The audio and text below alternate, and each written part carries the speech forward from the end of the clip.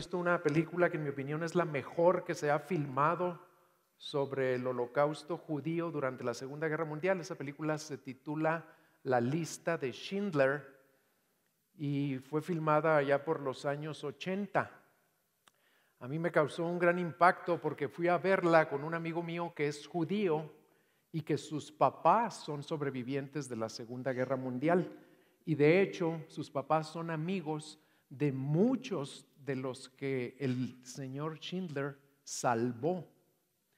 Y de eso se trataba la película, de cómo él los pedía para trabajar en su fábrica y luego les permitía escapar. Supongan ahora conmigo que antes de morir, el señor Schindler les pide a aquellos que salvó que si están agradecidos con él, que le demuestren su gratitud celebrando una cena anual en su nombre, en su honor, para honrar su memoria, y que inviten a todos sus seres queridos, a todos los que salvó en primer lugar y a sus descendientes y seres queridos. Y les pide que todos participen por igual en esa cena. Y supongan que llega el día de la primera cena y pues muchos de ellos van con mucha gratitud, con mucho cariño para honrar la memoria del hombre que les salvó la vida a ellos y a sus descendientes. Pero al llegar a la cena, en lugar de ser un evento solemne y formal, es un caos, donde muchos de los invitados se comportan de maneras totalmente contrarias a lo que era el propósito de la reunión, que era honrar la memoria de ese hombre, y algunos están ahí avergonzando a los demás, otros están menospreciando a otros están hasta borrachos ya. Pues algo muy similar estaba ocurriendo con nuestros queridos hermanos corintios. Pero no seamos muy prontos para juzgarlos, porque la realidad es que en muchos aspectos nosotros somos como ellos, más de lo que quisiéramos reconocer. Y el problema es que ellos se estaban portando de esa manera en una cena instituida por alguien mucho más digno y más bondadoso que el señor Schindler. La instituyó nuestro Señor Jesucristo mismo. Y el objetivo de esa cena era conmemorar algo mucho más solemne y grandioso que el rescate de una muerte temporal. Aquí se trataba de honrar la muerte de Cristo, lo que hizo posible el perdón de nuestros pecados y la redención eterna de nuestras almas. Y vamos a leer lo que estaba pasando ahí en Corinto durante la cena del Señor. Primera de Corintios 11, vamos a leer de los versículos 17 al 34. Pero al daros estas instrucciones no os alabo, porque no os congregáis para lo bueno, sino para lo malo. Pues en primer lugar oigo que cuando os reunís como iglesia hay divisiones entre ustedes, y en parte lo creo, porque es necesario que entre vosotros haya bandos a fin de que se manifiesten los que son aprobados. Por tanto, cuando os reunís, esto ya no es comer la cena del Señor, porque al comer cada uno toma su cena primero, y uno tiene hambre y otro está ebrio. ¿Qué? ¿No tenéis casas para comer y beber? ¿O menospreciáis la iglesia de Dios y avergonzáis a los que nada tienen? ¿Qué os diré? ¿Os alabaré? En esto no os alabaré, porque yo recibí del Señor lo mismo que os he enseñado, que el Señor Jesús, la noche en que fue entregado, tomó pan y después de dar gracias lo partió y dijo: esto es mi cuerpo que es para vosotros, haced esto en memoria de mí. Y de la misma manera tomó también la copa después de haber cenado, diciendo: esta copa es el nuevo pacto en mi sangre, haced esto cuantas veces la bebáis en memoria de mí. Porque todas las veces que comáis este pan y bebáis esta copa, la muerte del Señor anunciáis o proclamáis hasta que Él venga. Por tanto, el que come el pan o bebe la copa del Señor indignamente será culpable del cuerpo y de la sangre del Señor. Por tanto, cada uno examínese a sí mismo, y entonces coma del pan y beba de la copa. Porque el que come y bebe sin discernir correctamente el cuerpo del Señor, come y bebe juicio para sí. Por esta razón hay muchos débiles y enfermos entre ustedes, y algunos duermen. Pero si nos juzgáramos a nosotros mismos, no seríamos juzgados. Pero cuando somos juzgados, el Señor nos disciplina para que no seamos condenados con el mundo. Así que, hermanos míos, cuando os reunáis para comer, esperaos unos a otros. Si alguno tiene hambre, coma en su casa, para que no os reunáis para juicio. Los demás asuntos los arreglaré cuando vaya.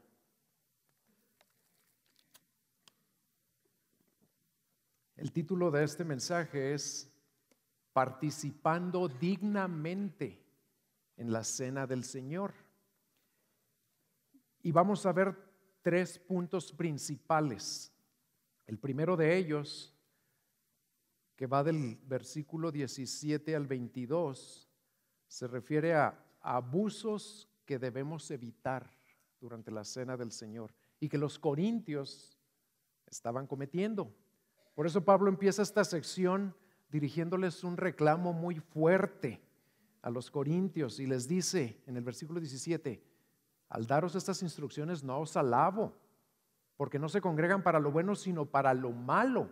Y en otra traducción dice: sus reuniones traen más perjuicio que beneficio. Y luego les explica por qué traen más perjuicio que beneficio.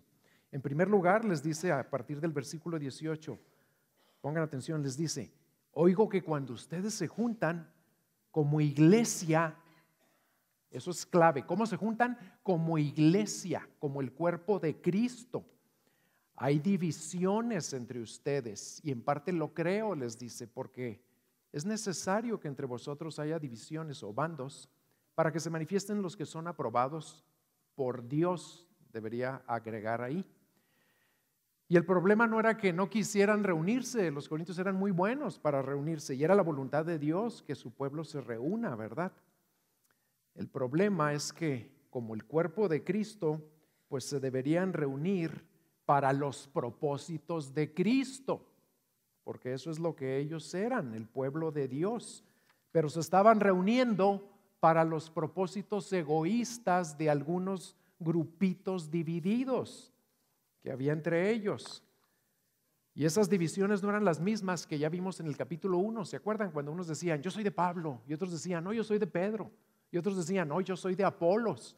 No, aquí eran otra clase de divisiones y tal vez hasta peores, porque ahora eran los más ricos, los más influyentes, los que se estaban apartando y estaban hasta menospreciando a los que no tenían mucho. Y a Pablo no le sorprende ni le asusta que haya divisiones, aunque no son algo bueno ni las aprueba, pero queda a entender que son parte de un proceso necesario que Dios permite para que se manifiesten los que son aprobados por Dios. Tristemente el Señor nos dio esa misma enseñanza a través de parábolas. Por ejemplo, dijo, en el mundo van a crecer juntos el trigo y la cizaña. ¿Para qué? Pues para que se manifieste quién es trigo y quién es cizaña, ¿verdad? También en la iglesia hay discípulos y hay algunos que no lo son. Hay ovejas y hay chivos, como dice Carlos a veces, ¿verdad? Y por el simple hecho, fíjense, por el simple hecho de que estaban permitiendo que sus diferencias sociales y económicas los dividieran y porque no tenían consideración hacia los más necesitados, Pablo les dice algo muy duro. Cuando ustedes se juntan, eso ya no es la cena del Señor. Esa es su propia cena egoísta y desconsiderada, les dice.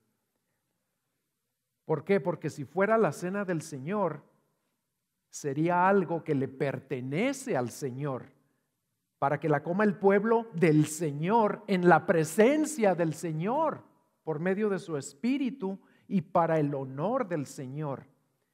Pero ellos estaban contristando al Espíritu Santo y deshonrando al Señor con las actitudes y conductas que Pablo les señala en los versículos 21 y 22, por medio de todas estas preguntas.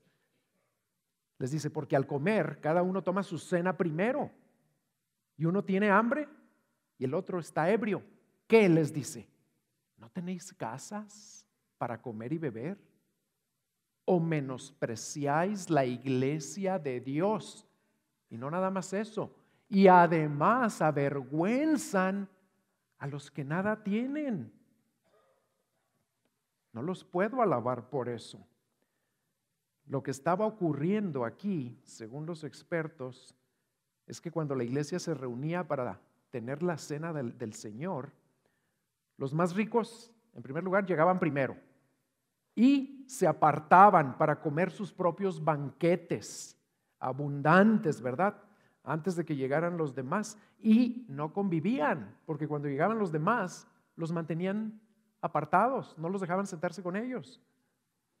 Y no solo eso, sino que algunos comían de más y bebían de más al grado de llegar a emborracharse. Y luego iban a celebrar la cena del Señor. Háganme favor. Y además también se percataban que ahí entre ellos había unos muy pobres que no tenían ni qué comer y no les compartían nada. Eso estaba ocurriendo en Corinto. Por eso Pablo los exhorta por medio de esas preguntas y se las está dirigiendo pues a los que estaban abusando, a los que más tenían y cometían esos abusos durante la cena del Señor. Es como si nuestra cena de Navidad les dijéramos, este año, hermanos, vamos a tener nuestra cena de Navidad, pero también vamos a celebrar la cena del Señor. Y eso va a ser lo más importante. ¿Honrar a quién? Al Señor. Porque ahorita vamos a ver que durante la cena del Señor, el Señor manifiesta su presencia de una manera muy especial. Es su cena. Imagínense que lo planeamos para este año, Navidad, y les pedimos, traigan sus alimentos como siempre lo hacemos y prepárense para compartir con otros y todos vamos a participar por igual.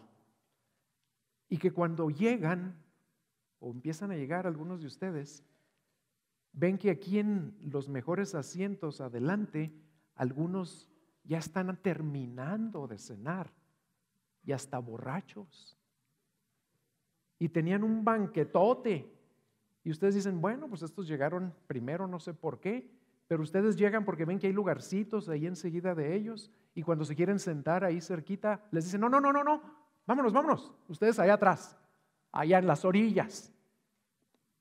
Y que llega gente que no trae nada que comer y vienen y les dicen, oigan, ¿no les pueden compartir poquito a unos que acaban de llegar que no tienen que comer? No, que ayunen. Así se estaban comportando los corintios. Las actitudes y la conducta de aquellos a los que Pablo se está dirigiendo eran un ataque al significado de la cena. ¿Por qué? Porque destruían la unidad que la cena se supone que debe proclamar. Ahorita vamos a ver a fondo qué significa esa cena, pero una de las principales cosas que representa es unidad. Somos uno. Un cuerpo, un Señor, un pan, un bautismo. Y por eso Pablo usa un lenguaje demasiado fuerte, porque la ocasión lo ameritaba y les reclama que por medio de sus acciones, ¿qué están haciendo? No nada más están menospreciando a algunos de ellos, están menospreciando la iglesia de Dios. Porque la iglesia somos todos los que Cristo ha redimido, toda la comunidad que constituye el pueblo de Dios. Y ellos por medio de sus conductas y actitudes que demostraban que les importaba un comino la iglesia del Señor. ¿Y cómo demostraban ese menosprecio?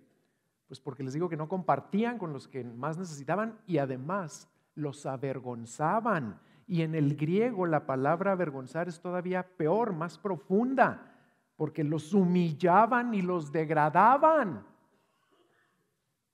Y ninguna iglesia en la que se toleren esas distinciones o esos abusos o esas actitudes por cuestiones sociales o raciales o económicas o por lo que sea, ninguna iglesia va a subsistir mucho tiempo así. ¿Por qué? Porque el Señor no lo permitiría. Y las consecuencias, como vamos a ver ahorita, son terribles.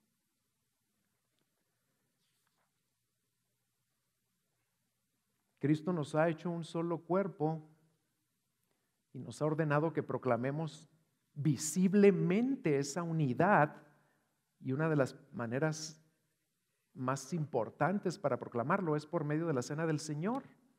Por eso Dios no va a permitir esos abusos. Tal vez nosotros aquí, hermanos, no menospreciamos la iglesia de Dios durante la cena del Señor. ¿Por qué? Porque pues yo no me he enterado de que nadie se le pasen las copitas, nadie agarra 10 copitas cuando la pasamos, ¿verdad? O que los sugieres me digan si alguien le ha dicho, ¿puedo agarrar 10? No, no hemos visto eso. Pero es muy probable que sí menospreciamos la iglesia de Dios de otras maneras más sutiles. ¿Saben cómo cuáles? Como no ayudarnos generosa y sacrificialmente unos a otros, hasta donde Dios nos diga que nos ayudemos. Sí nos ayudamos, pero hasta donde yo digo, hasta donde yo creo que lo debo hacer, dependiendo de quién se trate o de cuánto me sobre. O, ¿saben también cómo nos menospreciamos? Al no estar dispuestos a perdonarnos, a reconciliarnos con aquellos que nos han ofendido, o cuando nos tratamos de maneras diferentes unos a otros, a los inmaduros o a los difíciles, a los un poquito más silvestres, por ponerlo de alguna manera, no los consideramos igual que a los demás. ¿Qué estamos haciendo ahí? Exactamente lo mismo que hacían ellos, menospreciando al cuerpo de Cristo.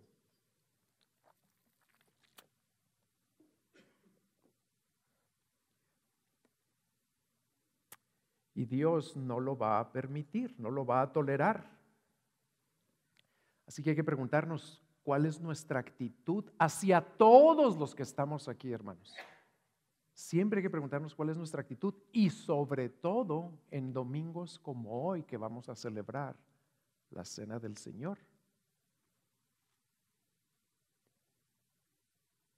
Habrá áreas en las que el Señor te está mostrando que tu actitud menosprecia a su iglesia y lo ofende a Él, y en las que el Señor te pide que cambies tu actitud, y no nada más en los domingos que hay cena, sino siempre. Esa es la primera reflexión que debemos hacer. La siguiente sección, que es la esencia de este pasaje, nos explica el significado de la Cena del Señor. De los versículos 23 al 26, el significado solemne de este sacramento. Y Pablo lo hace de una manera muy profunda, como para que les quede bien claro a los corintios la gravedad de lo que estaban haciendo. Aquí les explica a fondo qué significa, por qué la celebramos, y lo hace con lo que se conoce como las palabras de institución de la Cena del Señor. Son las palabras que Jesús mismo pronunció cuando instituyó este sacramento. Y empieza en el versículo 23. Vean ahí, porque yo recibí ¿de quién? Del Señor, dice, lo mismo que os he enseñado. Que el Señor Jesús, la noche en que fue entregado, tomó pan y después de dar gracias lo partió y dijo, esto es mi cuerpo, que es para vosotros, haced esto en memoria de mí. Y de la misma manera tomó también la copa después de haber cenado, diciendo, esta copa es el nuevo pacto en mi sangre. Haced esto cuantas veces la bebáis en memoria de mí. Porque todas las veces que comáis este pan y bebáis esta copa, la muerte del Señor proclamáis hasta que Él venga. Lo primero que nos debe quedar bien clarito aquí es que la Cena del Señor, que también se le conoce como la Eucaristía, Y esa palabra quiere decir acción de gracias. Fíjense qué hermoso, vamos a celebrar con una acción de gracias todo lo que Cristo ha hecho. Lo primero que nos debe quedar claro es que este sacramento lo instituyó el Señor mismo. Y nada más instituyó 2 sacramentos, el bautismo y la cena del Señor. Y les mandó a sus discípulos que repitieran esa acción de gracias por su cuerpo y por su sangre en memoria de Él. No nos dijo qué tan seguido, y eso es algo que divide a muchas iglesias, porque hay iglesias que dicen, no, tiene que ser cada semana, otras dicen cada mes, otras dicen cada año. El Señor nos da libertad, no dijo qué tan seguido, y no dijo qué tipo de pan tiene que ser, ni qué tipo de vino. Ahí tenemos que ser flexibles, pero sí dijo, háganlo siempre en memoria de mí, para proclamar lo que yo hice. ¿Y por qué creen que no debemos dejar de hacerlo nunca? Porque por medio de este sacramento mantenemos fresco en nuestra mente y en nuestro corazón el significado de la cruz. ¿Y cuál es ese significado? Pues es algo muy complejo, muy profundo, muy vasto. Vamos a ver los 4 principales aspectos de lo que representa. En primer lugar, número 1, representa y proclama la muerte de Cristo. ¿Por qué? Porque al participar en la cena del Señor, simbolizamos esa muerte a través de nuestras acciones, a través de lo que hacemos físicamente. Nuestras acciones forman un retrato de su muerte cuando partimos el pan y lo molemos con nuestros dientes, porque el cuerpo del Señor fue partido y molido a golpes. Y luego cuando vertimos la copa, ¿por qué? Porque vertir el vino representa que la sangre de Cristo fue vertida o derramada por mis pecados y por los tuyos. Y por eso en el versículo 26 Pablo dice, porque todas las veces que coman este pan y beban esta copa, la muerte del Señor proclaman hasta que Él venga. ¿Y qué implica eso? Que participar en la cena del Señor es proclamar su muerte y ver en 2 direcciones. Vemos hacia el pasado, hacia su crucifixión, que fue lo que hizo posible nuestra redención, pero también vemos hacia el futuro y declaramos que creemos que Él va a regresar.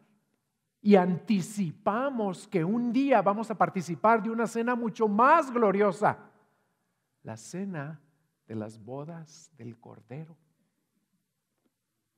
Eso es lo primero que significa este importante evento y que vamos a tener el privilegio de celebrar una vez más el día de hoy. En segundo lugar, representa nuestra participación en los beneficios de su muerte.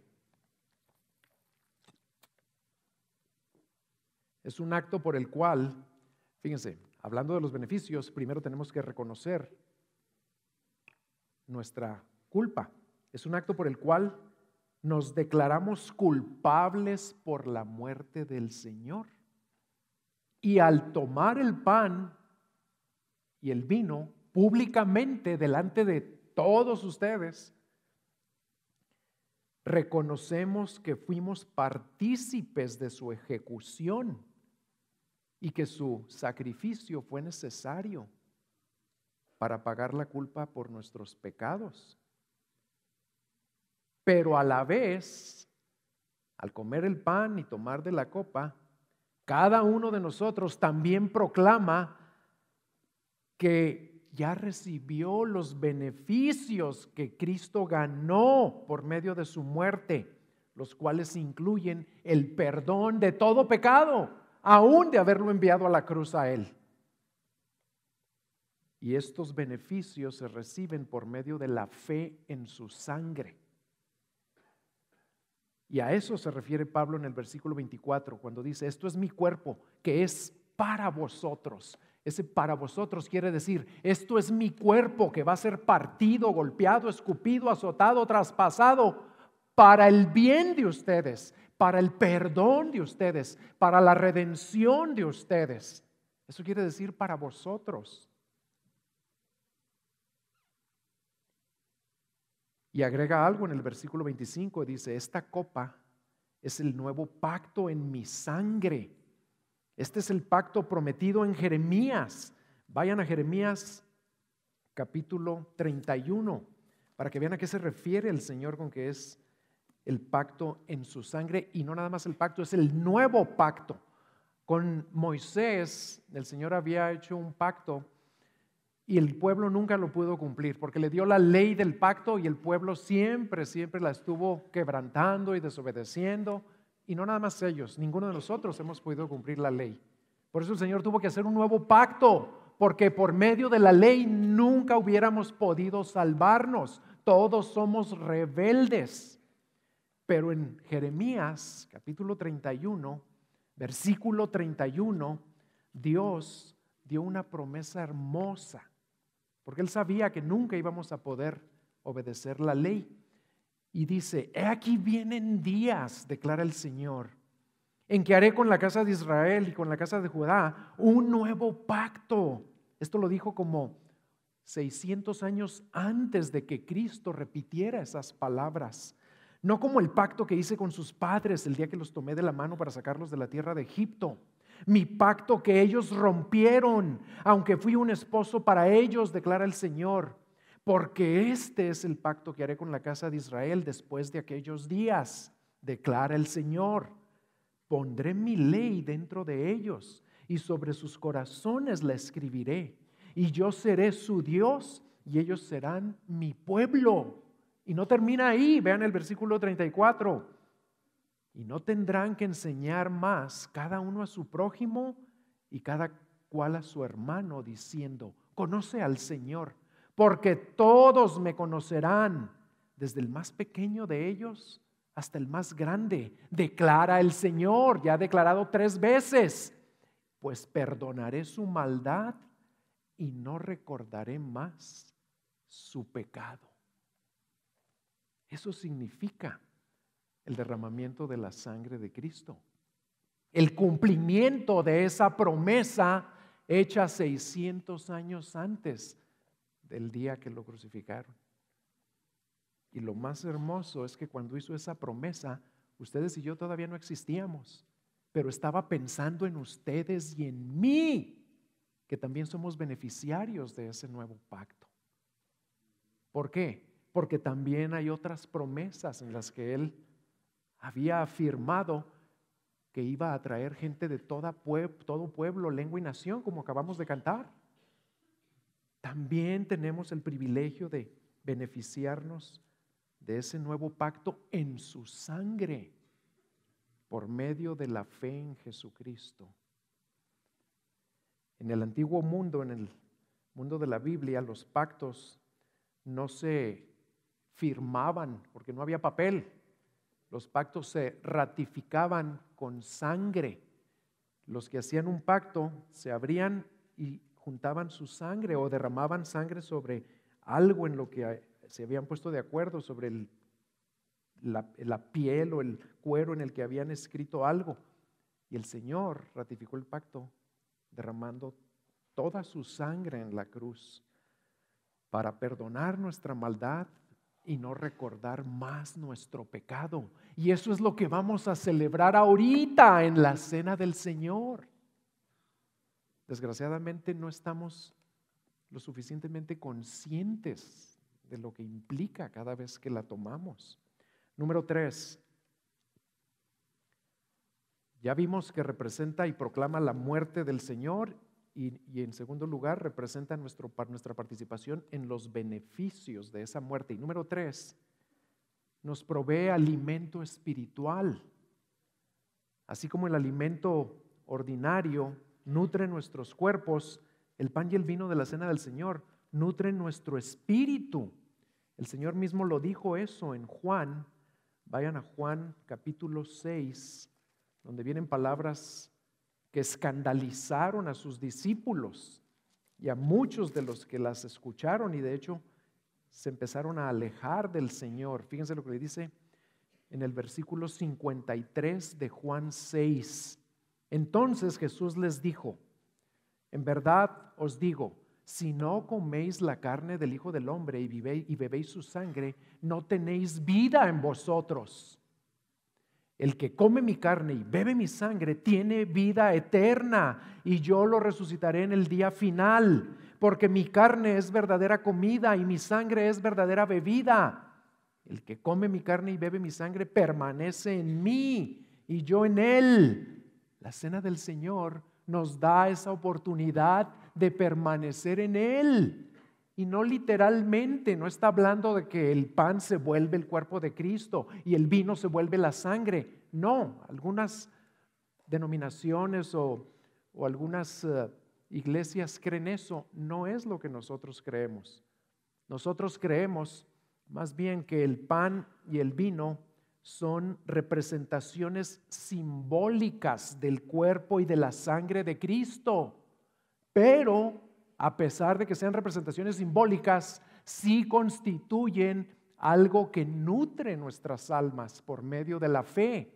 ¿Por qué? Porque el Señor Jesús imparte gracia cuando participamos de su cuerpo y de su sangre. El Señor Jesús está presente durante la cena del Señor de una manera especial, porque es su cena en su honor, para celebrar su muerte y la redención que Él nos regaló.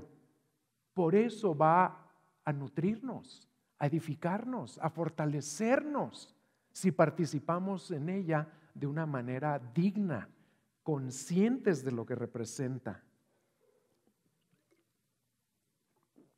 Y número 4, representa la unidad de los creyentes. La salvación que la muerte de Cristo hizo posible ha creado una nueva comunidad, un nuevo pueblo de creyentes que son parte de un solo cuerpo. Cuando los cristianos participamos juntos, no, voy a celebrar la cena del Señor allá en mi casa con mi esposa. No, esto se celebra en asamblea de todo el cuerpo. Y cuando participamos juntos en la cena, también damos una clara señal de la unidad que ahora existe entre nosotros.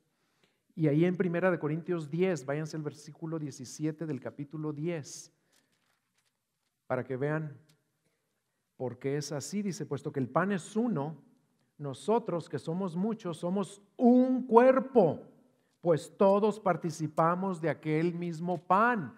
Un solo pan, un solo cuerpo. La cena del Señor representa que somos uno en Cristo. Y al unir estos 4 aspectos del significado de la cena, vamos a empezar a comprender un poco más a fondo el profundo significado que tiene todo esto. ¿Por qué? Porque, fíjense, vamos a recapitular.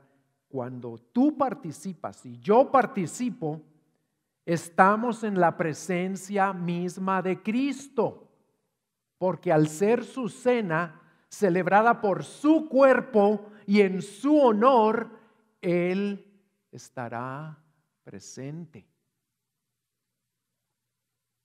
Siempre lo está. Si cuando nos juntamos a orar nada más, dice: donde estén 2 o más reunidos en mi nombre, ahí estoy yo en medio de ellos. Imagínense cuánto más cuando estamos no nada más 2 o 3 reunidos para orar, sino para celebrar y proclamar y agradecer su muerte y proclamar que Él regresará algún día como su cuerpo. Claro que hay una presencia especial del Señor entre nosotros siempre que la celebramos. Y al celebrar este sacramento, recuerdo que yo fui corresponsable de esa muerte, pero no me quedo en ese recuerdo triste, que tampoco lo debemos minimizar, sino que viene un recuerdo más glorioso y grandioso, porque su gracia es mayor, dice la Biblia. Recuerdo que sí, fui corresponsable por su muerte, pero también recuerdo que Él murió por mí, pagó por mí y participo en todos los beneficios que esa muerte logró. Recibo además alimento espiritual y estoy unido a todos los demás que participan porque ya son de Cristo. Así que este sacramento siempre nos debe producir como una mezcla de sentimientos. Debe haber cierta tristeza, cierto pesar por lo que sufrió nuestro Señor a causa de mi pecado, pero debe haber mucho más grande gozo y gratitud y anticipación de todo lo que Él ya hizo y seguirá haciendo por nosotros. Y hay más. Esos son los 4 aspectos fundamentales de lo que significa la cena del Señor. Pero también en la cena Cristo nos afirma 2 cosas muy importantes. Nos afirma su amor, porque no debemos olvidar que si tú vas a participar, si yo voy a participar, ¿por qué creen que va a ser posible que participemos? Porque Él nos invitó, Él tomó la iniciativa de ir a buscarnos, a rescatarnos, a salvarnos, a redimirnos. Y ahora Él te invita, vengan y coman mi pan, tomen el vino, tomen de la copa, pero háganlo en mi honor, celebrando mi memoria.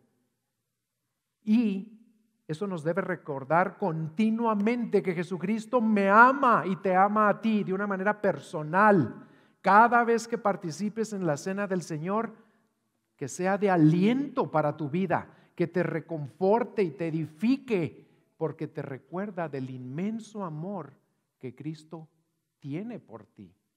No nada más lo tuvo cuando murió, lo sigue teniendo ahorita y lo va a tener por toda la eternidad. Por eso dice Efesios, oh profundidad de el amor de Cristo.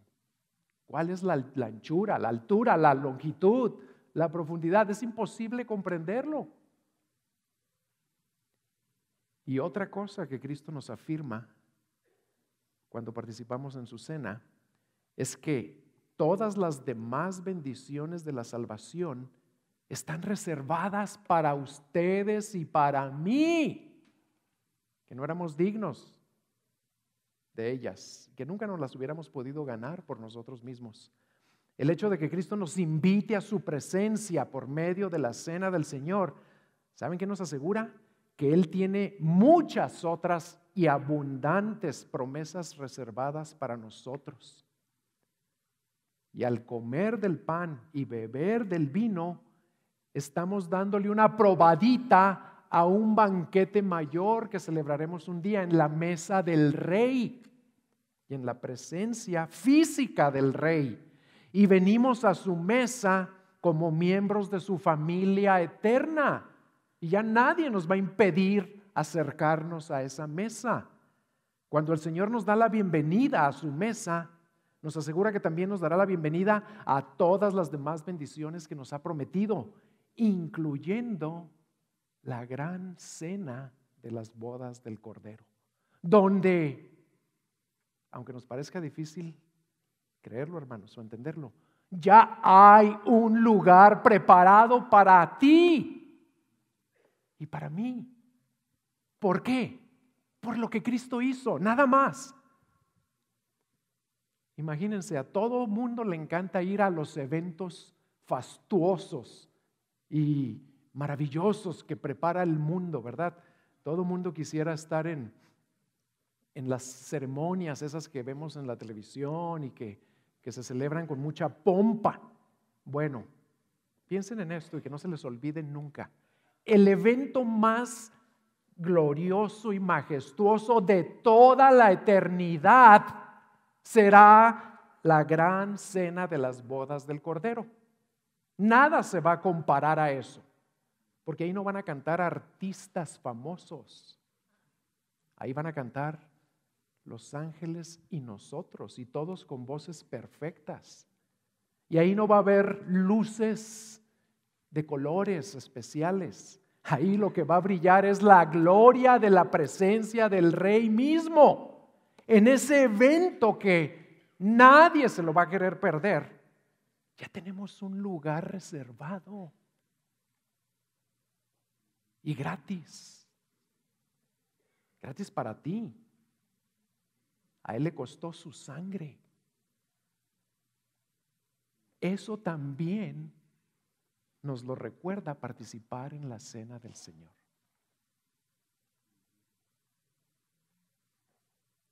Y me recuerda la letra de una canción que cantamos aquí.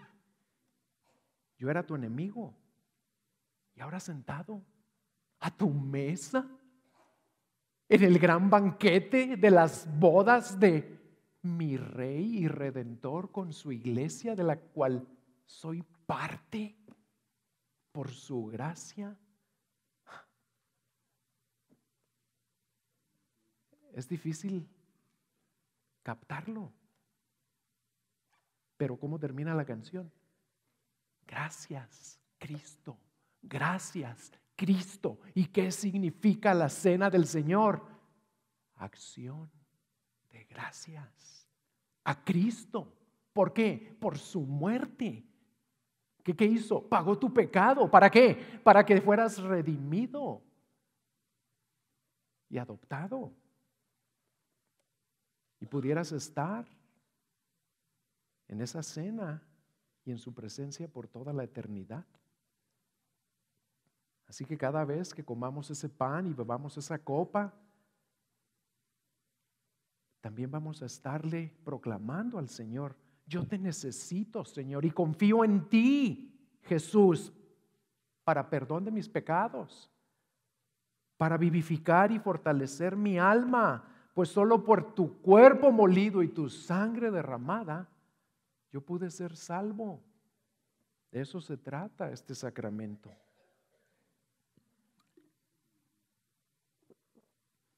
¿Qué tan consciente estás tú de todo esto al participar en la cena? Si no lo estabas, ahorita vas a tener una oportunidad de participar de una manera diferente. Ahora sí, consciente, agradecido, motivado, y no nada más motivado, afectado por todo lo que significa este privilegio.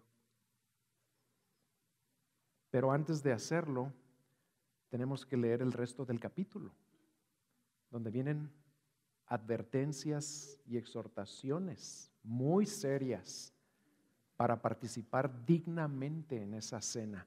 Y esa es la última sección del versículo 27 al final. Advertencia y exhortación para participar dignamente en la cena del Señor. Lo que estaba ocurriendo en Corinto, como ya vimos, era muy grave.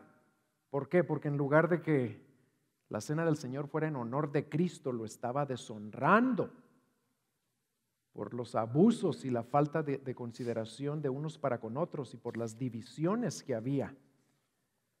Y por eso en esta última sección ahora Pablo les hace una advertencia de las terribles consecuencias que vendrán si persisten esos corintios en comportarse durante la cena del Señor de una manera que reflejaba que no entendían de qué se trataba, que no le daban la importancia y la dignidad que debe tener al tomar los elementos. ¿Y qué dice Pablo? Versículo 27 al 29, vean lo que dice.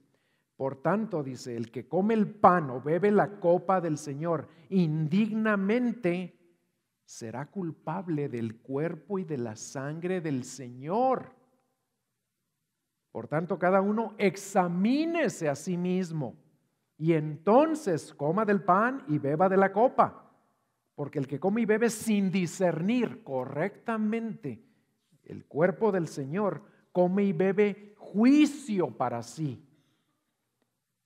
Y lo que les advierte Pablo a ellos y a nosotros, esta advertencia es para nosotros también, porque la palabra sigue hablando por toda la eternidad. Y lo que nos advierte Pablo aquí a ustedes y a mí, y a los corintios, y a todo creyente que profana la cena del Señor, es que los que hacen esto, pongan atención, los que hacen esto son tan culpables como los que golpearon y escupieron y azotaron y crucificaron a Cristo. Se están comportando de la misma manera que los que le hicieron eso físicamente al Señor. Ahora, aquí déjenme aclarar algo, y ahorita lo vamos a ver más claro al final del capítulo.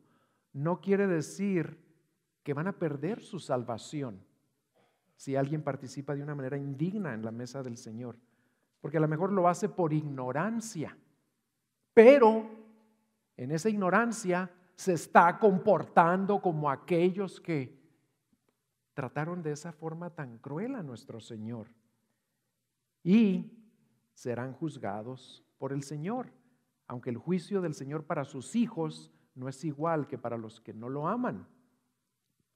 Ahorita vamos a ver eso. ¿Y cómo podemos evitar participar indignamente? Pues ahí nos dice Pablo cómo. Examínate a ti mismo antes de participar. Pero ¿saben a qué se refiere eso? Examínate a ti mismo. Por años, y yo creo que aquí en nuestra cultura todos tenemos esta tendencia, por años que se nos ha enseñado, examínate a ti mismo antes de participar de la comunión, de la Eucaristía, de la cena, del pan, del vino. Haz un examen de conciencia, eso se nos ha dicho toda la vida, ¿verdad? A ver qué tanto le has fallado al Señor últimamente. Y ya que te hagas el examen de conciencia, si te das cuenta que le has fallado mucho esta semana, pues no participes. Así es como nos lo enseñaron. No se refiere a eso, para nada. Sí hay que hacer examen de conciencia, sí hay que examinarnos y sí hay que ver si hemos ofendido al Señor y hay que arrepentirnos de esos pecados. Pero eso no es el punto principal de lo que aquí nos dice Pablo. ¿Saben a qué se refiere? Se refiere a que debemos examinarnos en términos de nuestras actitudes hacia los demás miembros del cuerpo. De cómo estamos tratando a los demás, considerando a los demás, amando a los demás. Pues la cena misma es una declaración de unidad y de amor por Cristo y por su iglesia. En otras palabras, debe ser una ocasión para autoexaminarnos, no tanto en cuanto a cuántos pecados pasados he cometido esta semana. ¿Por qué? Porque eso no es lo que te hace digno el que no cometas pecados. No hay nadie que no cometa pecados. Si fuera en base a eso, ninguno la tomaríamos ahorita. Pasaría la canasta y nadie agarraría pan. Y espero que vino tampoco, ¿verdad? Pero no es eso, no se trata de eso. Más bien se trata de que examinemos nuestras actitudes hacia el resto de nuestros hermanos en la fe y sobre todo hacia aquellos a quienes consideramos más inmaduros, más débiles.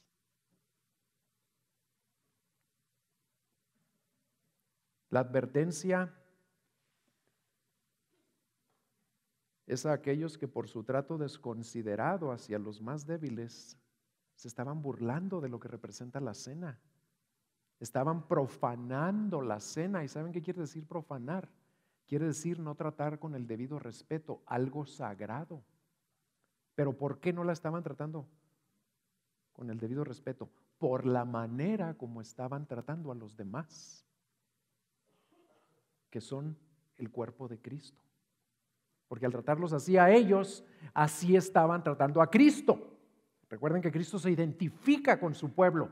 Y cuando Pablo andaba persiguiendo cristianos, ¿qué le dijo Cristo? ¿Por qué me persigues? No le dijo, ¿por qué persigues a cristianos? No, ¿por qué me persigues a mí? Aquí también, si tú menosprecias a cualquier miembro del cuerpo de Cristo aquí, Cristo te va a decir, ¿por qué me menosprecias a mí? En el versículo 29, Pablo respalda esto.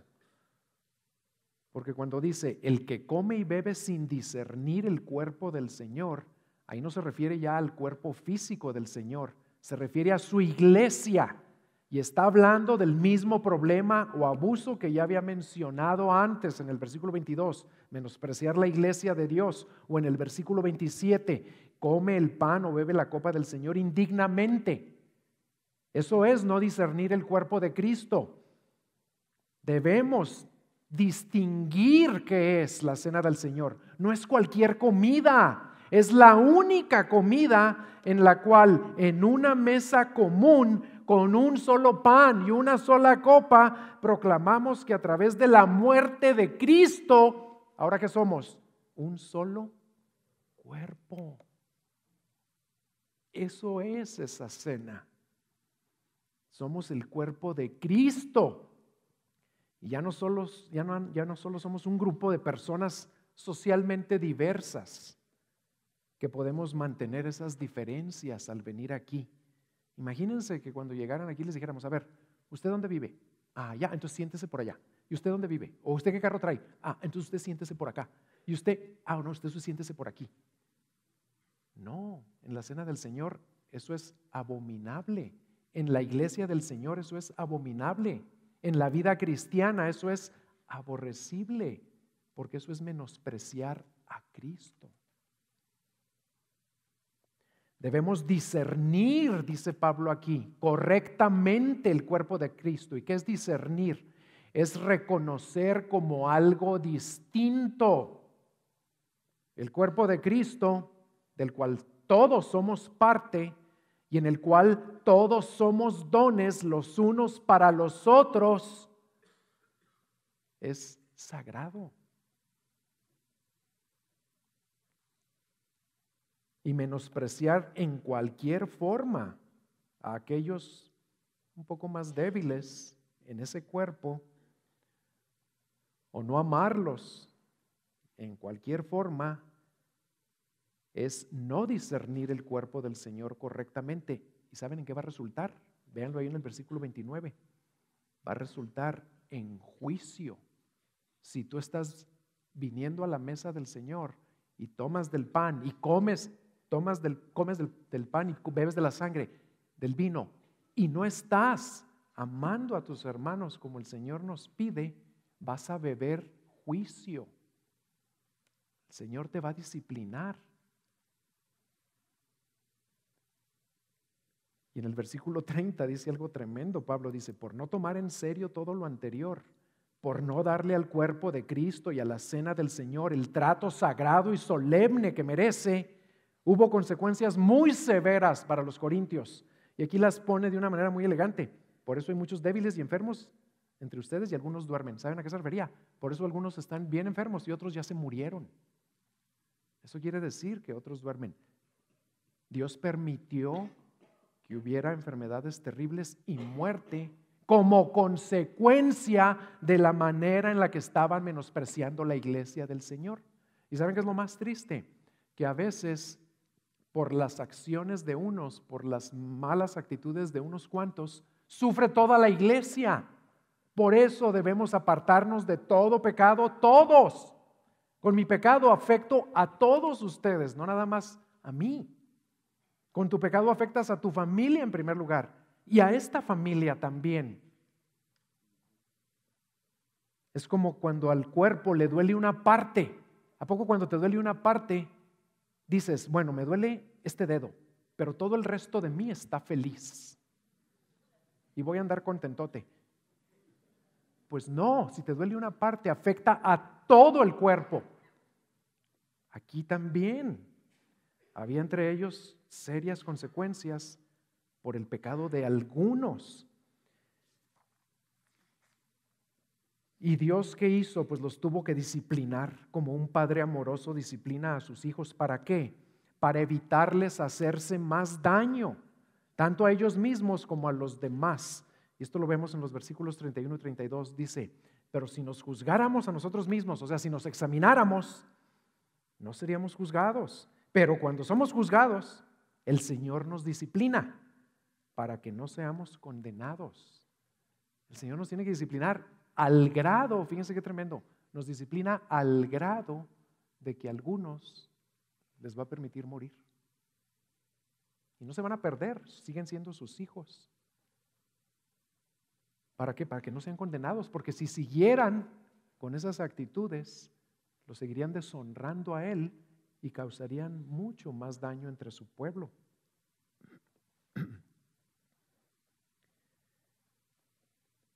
Ahora hay que aclarar algo, y con esto voy a terminar. Hay que aclarar que no toda enfermedad aquí en la iglesia, no toda enfermedad o muerte entre nosotros es consecuencia de que estemos menospreciando la iglesia de Dios o profanando la cena del Señor. Pero tampoco hay que darle la vuelta así muy rápido, no lo tomen a la ligera.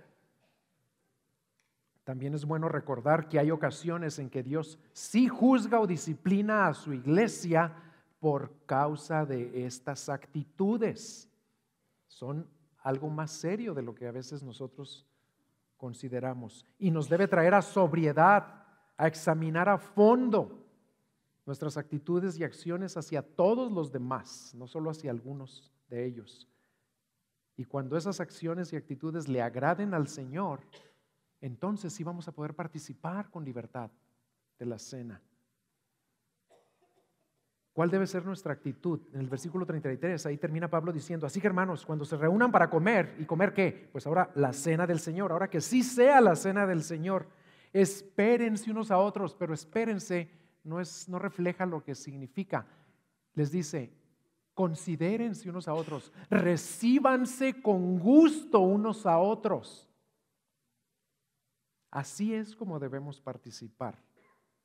Y si alguno tiene hambre, primero coma en su casa, hártese allá primero.